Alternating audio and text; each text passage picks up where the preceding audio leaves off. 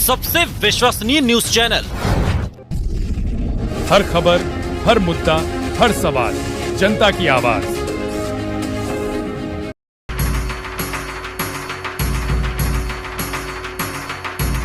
स्योहारा में निकाला गया रामायण के रचयिता महर्षि वाल्मीकि जयंती जुलूस।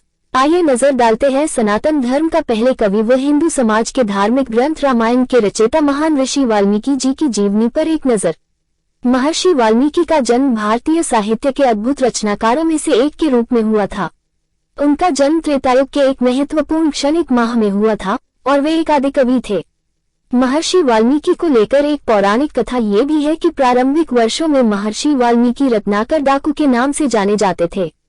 कथा के अनुसार रत्नाकर का जन्म प्राचीन भारत में गंगा के तट पर प्रचेतस ऋषि के यहाँ हुआ था, लेकिन रत्नाकर जंगल में खो गए और बड़े होकर डाकू बन गए थे। आखिर में महर्षि नारद से मुलाकात के बाद वे राम भक्त बन गए और तपस्या में लीन हो गए।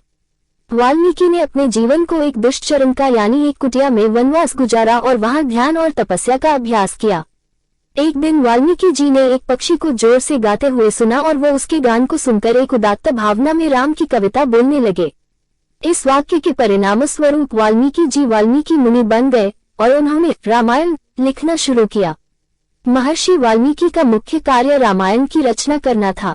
रामायण एक महाकाव्य है जिसमें प्रभु राम की महाकाव्य कथा का वर्णन किया गया है। इस काव्य में वाल्मीकि जी ने भगवान राम के जीवन के अनगिनत पहलुओं को सुंदर रूप में व्यक्त किया और मानव जीवन के मूल्यों और धर्म के प्रति संवाद किया। वाल्मीकि जी एक महान ऋषि थे। इन्हें सनातन धर्म का पहला कवि होने के साथ ही महर्षि वाल्मीकि श्री राम के परम भक्त भी है। वाल्मीकि जयंती महर्षि वाल्मीकि जी की जयंती है। इस दिन का हिंदुओं के बीच बड़ा धार्मिक महत्व है।